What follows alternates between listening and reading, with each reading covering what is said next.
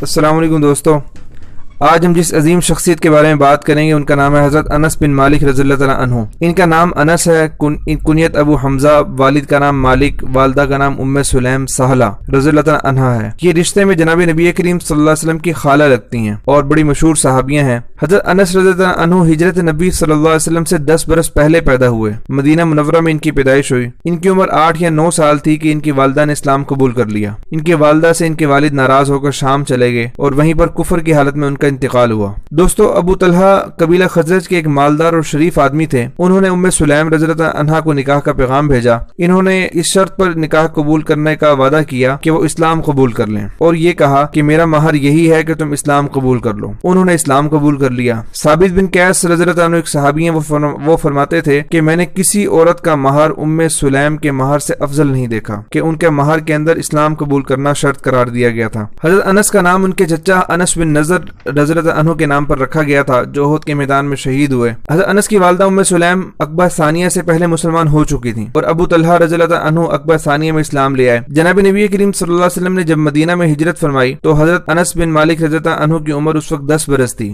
جب مدینہ میں نبی کریم صلی اللہ علیہ وسلم تشریف لائے تو بچے خوشی سے اچھل کود رہے تھے اور جاء رسول اللہ کے گیت گا رہے تھے۔ حضرت انس بھی انہی بچوں میں شامل تھے۔ ان کی والدہ ان کو جناب نبی کریم صلی اللہ علیہ وسلم کی خدمت میں لے گئیں اور عرض کیا کہ یا رسول اللہ، یہ میرا بیٹا ہے، لکھنا بھی جانتا ہے، اسے اپنی خدمت میں قبول فرما لیں، یہ آپ کی خدمت کیا کرے گا۔ تو جناب نبی کریم صلی اللہ علیہ وسلم نے ان کو قبول فرما لیا اور یہ خادم رسول کہلائے اور بعد میں ساری زندگی اسی لقب پر فخر کیا کرتے تھے۔ حضرت انس رضی اللہ عنہ نے 10 برس جناب نبی کریم صلی اللہ علیہ وسلم کی خدمت کی اور اس میں کوئی کمی نہ آنے دی۔ ان کا روزانہ کا معمول یہ تھا کہ فجر سے پہلے حاضر ہوتے اور دوپہر کو گھر واپس آتے، ظہر سے پہلے دوسرے وقت پھر حاضر ہوتے اور عصر تک رہتے، عصر کے بعد اپنے گھر چلے جاتے، بعض اوقات رات کو گھر آتے۔ ایک مرتبہ کاموں سے فارغ ہو کر گھر کی طرف روانہ ہوئے، راستے میں بچے کھیل رہے تھے، ان کو دیکھنے رک گئے۔ اتنے میں جناب نبی کریم صلی اللہ علیہ وسلم تشریف لے آئے اور آپ نے انہیں کسی کام سے بھیج دیا اور خود ایک دیوار کے سائے میں انتظار فرمانے لگے۔ حضرت انس فرماتے ہیں کہ مجھے آنے میں کچھ دیر ہو گئی، تو گھر پہنچے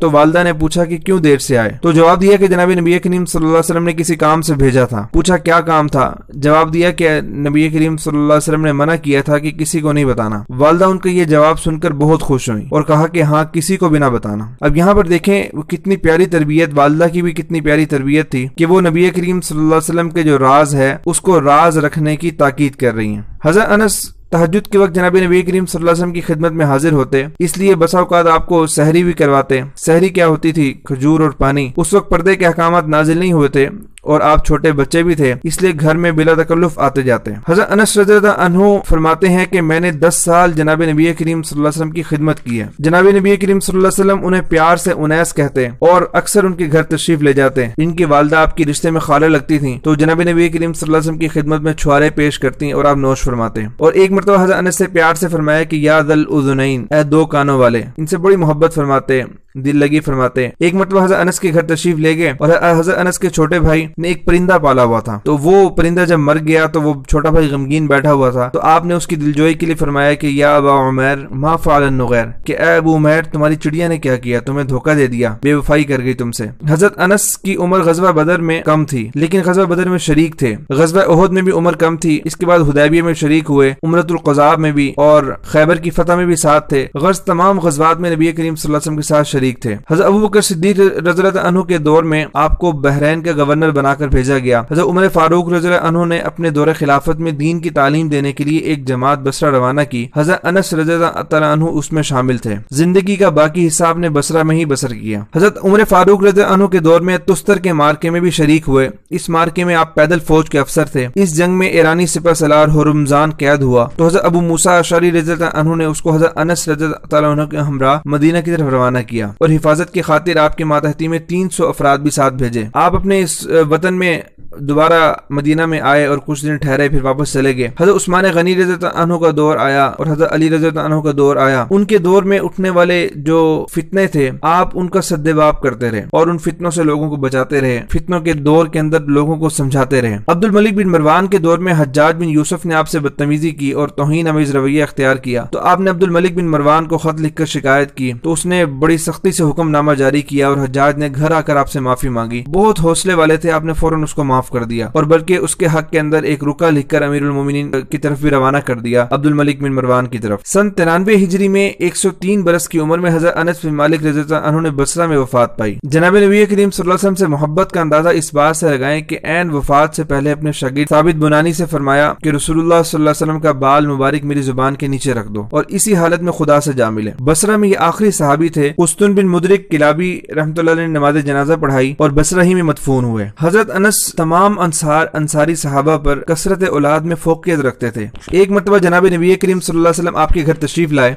आपकी वालिदा उम्मे सुलैम ने अर्ज किया कि या रसूलल्लाह अनस के बारे में दुआ फरमा दें। तो आप सल्लल्लाहु अलैहि वसल्लम ने यूं दुआ फरमाई, अल्लाहुम्मा अक्सिर मालहु व वलदहु व अदखिलहुल जन्नह। हजरत अनस फरमाते हैं कि दो दुआएं तो मेरी जिंदगी में पूरी हो गई कि या अल्लाह अनस का माल ज्यादा कर दे और इसकी औलाद ज्यादा कर दे, और तीसरी जो दुआ जो थी वो फरमाते हैं कि उसकी मुझे पूरा होने की उम्मीद है कि या अल्लाह इसको जन्नत में दाखिल फरमा। इनके माल की हालत ये थी कि तमाम अंसार में सबसे ज्यादा मालदार थे। आपके बाग में 2 मरतबा फल आता और बाग से मुश्क की खुशबू आती। वफात के वक्त औलाद, बेटे बेटियां, पोते पोतियां, नवासे नवासियों की तादाद 100 से ऊपर थी। अपनी औलाद से बेहद मोहब्बत करते, बेटियों से भी बहुत मोहब्बत करते, बेटों से भी बहुत मोहब्बत करते और बेटियों को खुद तालीम देते। इनके बेटे फन हदीस में बहुत बड़े मुहद्दिस बने और ताबीन में बड़ी अजमत की निगाह से देखे जाते हैं। तीर अंदाजी के बहुत माहिर थे। हज़रत अनस अपनी औलाद को तालीम के साथ साथ तीर अंदाजी की मशक भी करवाते। ज्यादा उम्र में भी इनका निशाना बहुत कम खता होता था और बचपन में बहुत तेज दौड़ते। एक मरतबा दूसरे बच्चों से मुकाबला हुआ कि कौन खरगोश को पकड़ के लाएगा, तो खरगोश को पकड़ने की दौड़ में हज़रत अनस जीत गए और ये खरगोश पकड़ने में कामयाब हो गए। हज़रत अनस बड़े खूबसूरत और नर्म नाजुक थे। दाढ़ी पर और सर के बालों पर मेहंदी लगाते, हाथों पर एक खुशबू मलते,